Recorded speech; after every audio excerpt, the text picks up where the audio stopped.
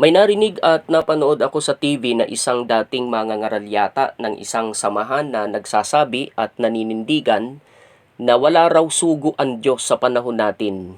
Ibig niyang sabihin ay ngayon, sa panahon natin ngayon, habang nakikinig at nanonood kayo sa oras na ito, habang pakuya-kuyakoy kayo dyan sa bahay nyo, wala raw sugo ang Diyos na nangangaral ngayon ng mga salita ng Diyos. Punong-puno ng conviction yung mama habang naglilitan niya. Paniwalang paniwala sa sinasabi niya. Kulang na lamang ay sumagot ng amen yung anino niya. Gusto niyang sabihin na walang isinugo ang Diyos sa panahon natin ngayon. Naku po mga kababayan, baka narinig nyo rin yon at napanood. Di ba kayo kinilabutan at nagulumihanan ang inyong kalooban? O gusto nyo sanang batuhin ng kamatis o kaya ay missile ng Iran ang taong yon. Alam na alam nyo ang implikasyon niyan kung totoo ang sinasabi niya. Ano-ano nga ba ang implikasyon niyang sinasabi niya? Mamaya natin isa-isahin ang implikasyon niyan. Doon muna tayo sa kung bakit niya nasabi yan. Pinakinggan ko yung mama, baka ako may mapupulot akong katotohanan sa sinasabi niya. Baka maakit niya ako at makumbinsing sumama sa grupo niya. Kadiliman ang napala ko, pusikit na karimlan, awang-awa ako sa sitwasyon niya. Sa litanya niya ay nalaman ko na may pinagdaanan pala siya na isang napakasamang karanasan doon sa dati niyang mangangaral na pinaniwalaan niya. Bigo, frustrated pala ang mama sa dati niyang mangangaral. Yung mangangaral na sa mahabang panahon ay pinaniwalaan niya na sugo raw ng Diyos sa panahon natin. Napatunayan daw niya na hindi pala, peke, nabudol siya. Hindi raw pala totoo na yung binabasa nung mangangaral niya dati na berso sa Biblia na patungkol daw sa pagiging sugo niya ay hindi raw pala totoo. Nag-aangkin lang. Ito ang malupit mga kababayan. Malupit pa sa bading na tikbalang. Napatunayan daw niya na lahat ng nangangaral ngayon, maging yung mga nagpasimula ng sekta o relihiyon sa panahon natin, ay mga peke, pare-pareho. Nasama pa sa pinaringgan niya ang INC, si Ka Felix Manalo. Yun daw binabasa ng INC na mga propesiya sa Biblia na patungkol daw kay Ka Felix Manalo ay mali raw yun. Nag-aangkin din daw ang INC. Nilahat nung mama sa kabiguan niya sa dating mangangaral niya ay idinamay na lahat. Nakakaawa, di po ba? Sumalangit nawa. Ay, sorry po. Buhay pa pala, patawad po. Napatunayan daw niya na wala talagang sinugo ang Diyos sa panahon natin. Bakit naman daw? Dahil ang tanging ginagawa lang daw ng mga mangangaral ngayon at yung mga nagsasabing sugo raw sila ng Diyos ay magbasa lang ng Biblia. Ulitin natin yon. Paano raw naging sugo ng Diyos ang sinuman kung ang gagawin lang niya ay magbasa ng Biblia? Makibasa lang sa Biblia, Sus Maria Josep.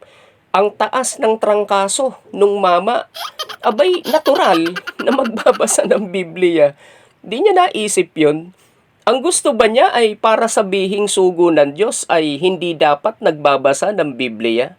In fairness naman sa kanya ay parang hindi naman ganon ang gusto niyang sabihin. Dahil may sinabi siya na tama naman. Ano yon? Dapat daw ay may propesiya sa Biblia ang nagpapakilalang sugo ng Diyos. Tumpak naman po, di po ba? Gaya daw ng mga apostol ni Jesus at ng iba pang nasa Biblia na isinugo ng Diyos. Tumpak pa rin eh. Wow! Sakto. Talagang ang magsasabi na tunay siyang sugo ng Diyos ay dapat lang na may mababasa sa Biblia na propesiya patungkol sa kanya. Okay na sana yung mama eh. Ang kaso, kino-question nga niya kapag nagbabasa ng Biblia. Nakikibasa lang daw. Kaya wala raw talaga sa kanila sa panahon natin ang sinugo ng Diyos. Aro, Diyos ko giliw. Ang labo ah. Paano patutunayan ng isang nagpapakilalang sugo ang pagiging totoo niya kung hindi siya magbabasa ng Biblia? Nakuha niyo po ba ang lohika? Requirement nga ba sa isang nagpapakilalang mangangaral o sugo ng Diyos na magbasa ng Biblia? Kayo po, ano sa palagay ninyo? Talaga naman na ang tunay na sugo ng Diyos ay nagbabasa dapat ng Biblia. Bakit po? Di po ba't nakasulat sa Biblia? Sapagkat ang sinugo ng Diyos ay nagsasalita ng mga salita ng Diyos sapagkat hindi niya ibinibigay ang Espiritu sa pamamagitan ng sukat. Kung ang sugo ng Diyos ay nagsasalita ng salita ng Diyos, di magbabasa nga ng Biblia dahil ang mga salita ng Diyos ay sa Biblia mababasa, di po ba? Kung ang isang mangangaral at nagsasabi na sugo siya ng Diyos tapos hindi nagbabasa ng Biblia o hindi nakabatay sa Biblia ang aral niya, hindi siya tunay na sugo ng Diyos. Yun ang peke. Ang dami niyan ngayon. Yang katabi po ninyo, isa yan, isa yan sa peke. Panay kwento at litanya, nagpapahanga lang. Ni pangalan nga ng relihiyon nila na pinasimulan niya, ay hindi mababasa sa Biblia. Paano naging totoo yon? Baka yon ang gustong tukuyin nung mama sa sinasabi niya. Kaso ni lahat Ulitin natin, wala raw sinugo ang Diyos sa panahon natin. Litanyang walang kwenta Guni-guni, katunayan. Hinintay ko na magbasa siya ng berso ng Biblia na nagsasabing walang sinugo ang Diyos sa panahon natin. Sa mga huling araw na ito, wala namang binasa. Malaki po napakalaki ng diferensya. Ang daming pahayag sa Biblia na nilalabag ng sinasabi niya. Ito po ang isa. Ikaw na aking hinawakan mula sa mga wakas ng lupa. Ang nagsasalita sa berso na yan ay ang Diyos, di po ba? May kinakausap siya. Sino? Yung isinusugo niya. Pag tinuloy po ninyo ang basa, sa anong panahon niya isinusugo? Nakalagay, sa mga wakas ng lupa. Di ba't panahon ang tinutukoy dyan na mga wakas ng lupa? Sabi naman ng iba, hindi raw panahon ang tinutukoy ng mga wakas ng lupa, kundi literal na lupa. May problema sila dyan. Kailangan nilang hanapin kung nasaan o saan nagwawakas ang literal na lupa. Napakababaw po di po ba? Baka naman ang ituro nila na mga wakas ng lupa ay iyon din ang wakas ng lupa. Naku po, hirang. Magkaiba po sila kung susuriin bagamat magkasunod sa pangyayari. Ano ang katunayang magkaiba sila? Di ba't ang wakas ng lupa ay iyon din ang end of the world o wakas ng mundo o day of judgment, sabi nga, na sa termino ng mga apostoles ni Jesus ay katapusan ng sanlibutan. At samantalang siya'y nakaupo sa bundok ng mga olivo ay nagsilapit sa kanya ng bukod ang mga alagad na nagsisipagsabi, sabihin mo sa amin, kailan mangyayari ang mga bagay na ito at ano ang magiging tanda ng iyong pagparito at ng katapusan ng sanlibutan. Kung ang mga wakas ng lupa at wakas ng lupa ay magkapareho lang, bakit pa magsusugo ang Diyos ng mga ngaral samantalang araw na pala ng paghuhukom o wakas na ng sanlibutan? Naisip niyo po ba? Sa panahon na yon, pagdating ng wakas, ang mahal na Jesus na natin ang muling isusugo ng Diyos upang kunin yung mga maliligtas at dalhin sa piling ng Amang Diyos gaya ng ipinangako ni Jesus. Isa pa na dapat ay napansin natin, kung panahon ang wakas ng lupa, di panahon din ang mga wakas ng lupa. Ano ang kaibahan? Na ituro po ba sa atin ng mga tagapangaral natin? O hindi naman talaga nagtuturo mula sa Biblia ang mga tagapagturo natin at kung magturo man ay panay litanya at opinyon ang namumutawi sa bibig? Baka nga hindi pa narinig ng marami sa atin ang mga terminong yan ng Biblia.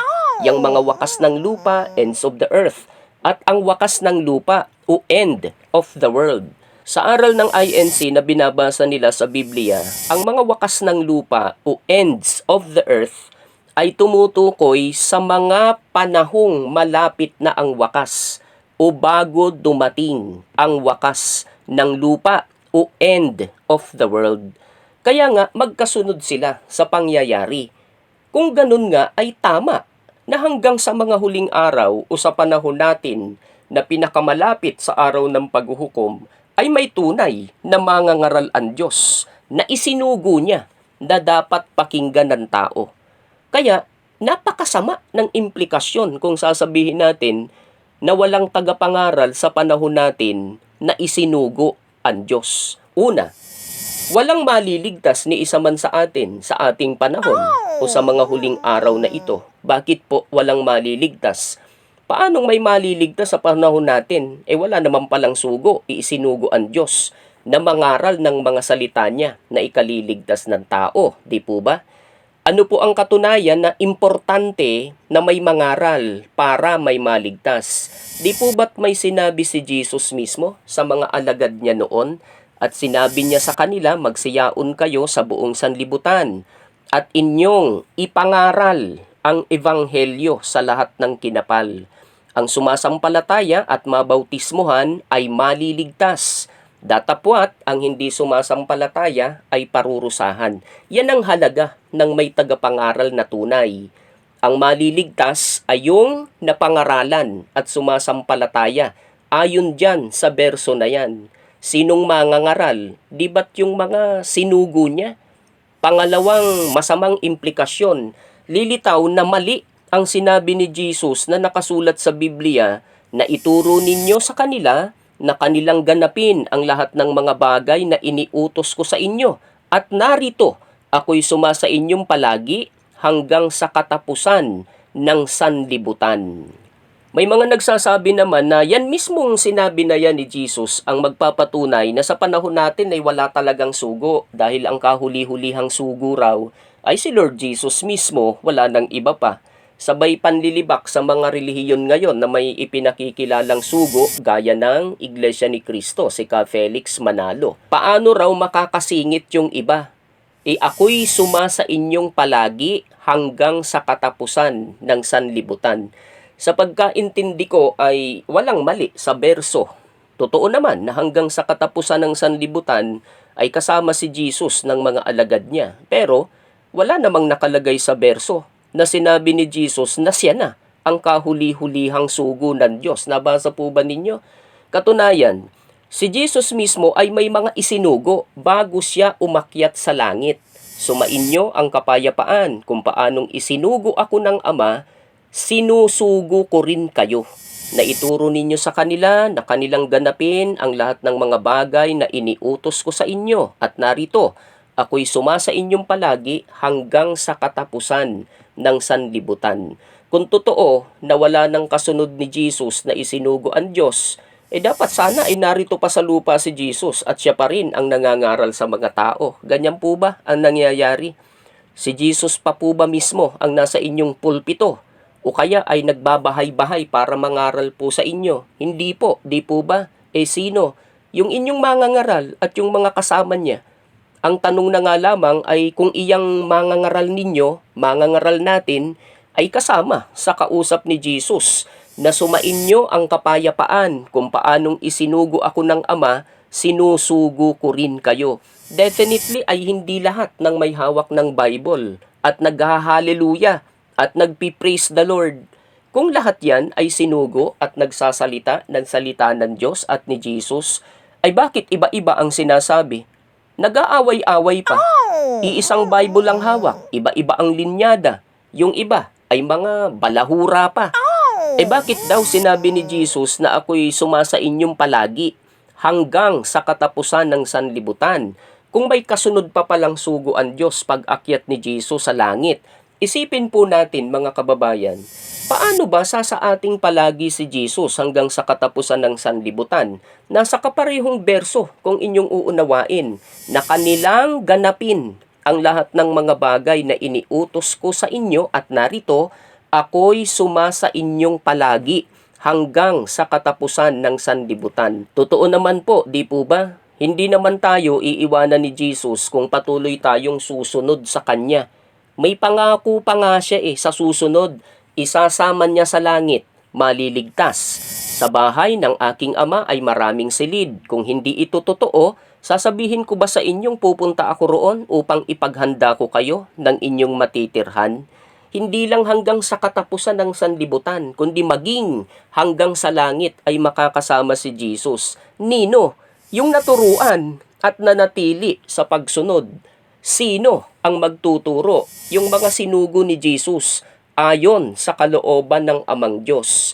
Napakasimpleng unawain, sapagkat nasa langit na po ang ating Panginoong Hesukristo. Kaya nga binanggit kanina, isinusugo ko kayo. Sumainyo ang kapayapaan. Kung paanong isinugo ako ng Ama, sinusugo ko rin kayo. Ayan.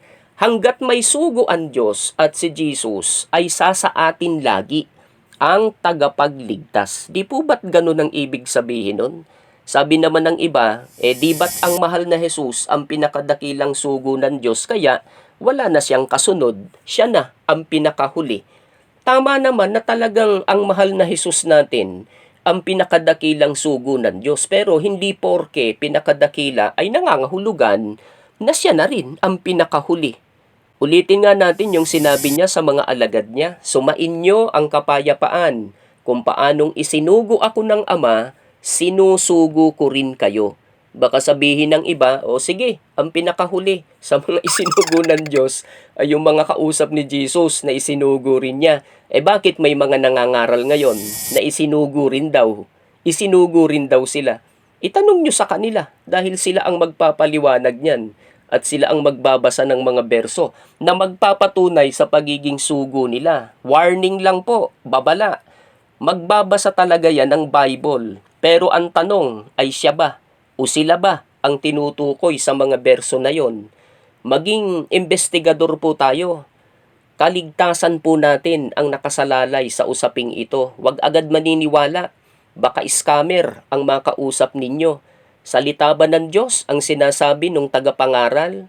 Sa usapin pa lang ng alay o handog, monetary offering, abuloy ba? Ang nasa Biblia ay magbigay ang bawat isa ayon sa ipinasya ng kanyang puso. Huwag mabigat sa loob o dahil sa kailangan, sapagkat iniibig ng Diyos ang nagbibigay na masaya. Kung 10% o may tithing sa samahang yan, naku po, budol yan. Baka yung relihiyon niya o samahan niya ay wala sa Biblia ang pangalan. Naku po, budol din po yan. Baka may target na amount na dapat makolekta sa mga miyembro na may due date din ng remittance. Budol din po yan, negosyo. Yung mama na nagsabi na walang sugo ang Diyos sa panahon natin ay nabiktima yata ng sinamahan niyang sekta na pera-pera lang ang usapan. Ayun, nag-alsa balutan. Sino po sa mga mangangaral natin ang tunay na isinugo ng Diyos sa panahon natin? Sa mga huling araw na ito, ang dami po nila ang daming nangangaral kaliwat kanan. Tanungin po natin ang mga nagtuturo sa atin. Pabasahin po natin ang Biblia at mga berso nito na para sa kanila yung mga propesiya. Kung inyong paniniwalaan ay nasa sa inyo yon, sila kaya ang isinugo ng Diyos sa panahon natin? Ikaw na aking hinawakan mula sa mga wakas ng lupa, at tinawag kita mula sa mga sulok niyaon, at pinagsabihan kita, ikaw ay aking lingkod, aking pinili ka, at hindi kita itinakwil. Huwag kang matakot sapagkat ako'y sumasayo. Huwag kang manlupaypay sapagkat ako'y iyong Diyos. Aking palalakasin ka, oo. Aking tutulungan ka, oo. Aking aalalayan ka ng kanang kamay ng aking katwiran.